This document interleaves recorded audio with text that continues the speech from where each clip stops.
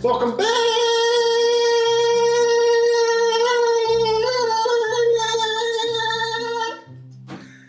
Woo!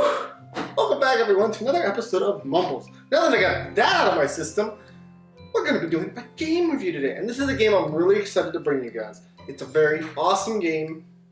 It just launched June 30th for Xbox One and PlayStation 4, and it is available on Steam as well.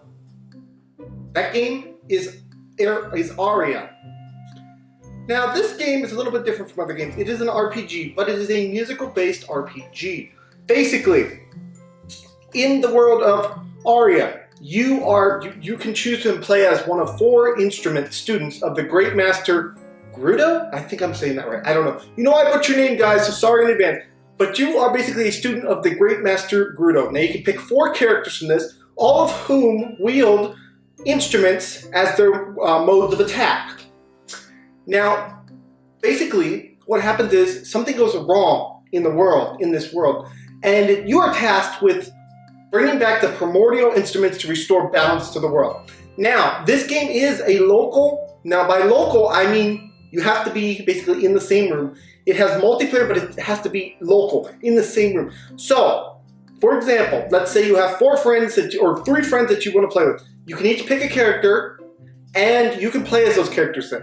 You can also, while you're playing, play as each one of those different characters. However, they all have their own separate leveling system. So if you level up for, let's say, the mage, basically, of the game, then basically you have to level up. If you want to play as a different character, you have to level up that character as well.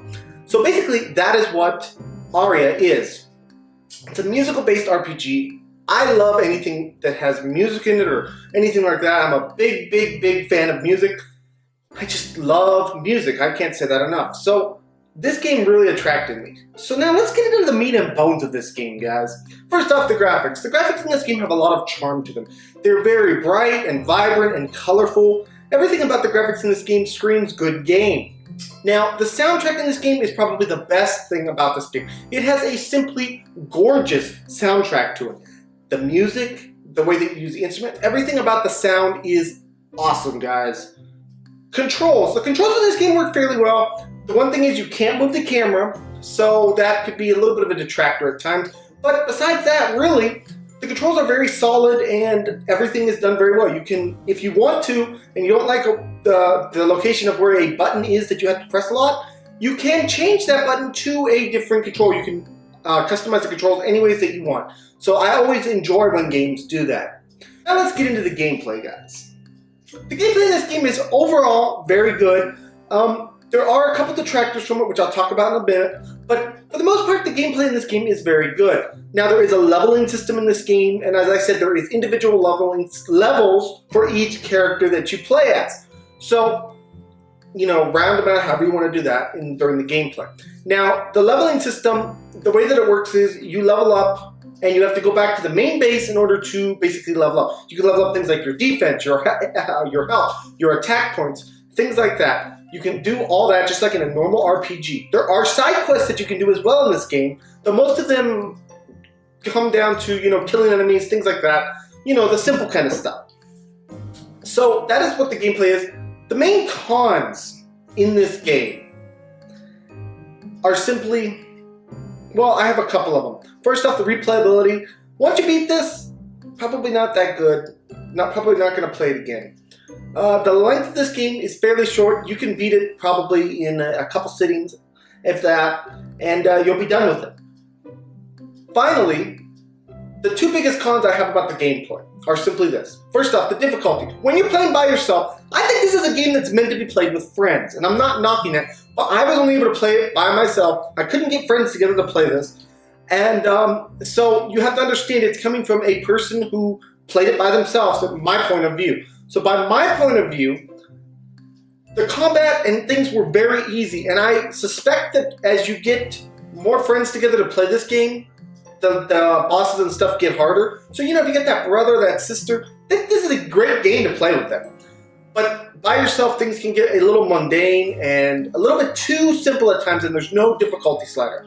Finally, the menu itself. When you're questing around, At times, I found it difficult to remember, you know, oh, is this my health potion? What does this item exactly do? You can't know until you go back to the main base, the main place in order to check and see what it does. So a lot of the time I just found myself gulping down potions and I had no idea what they did.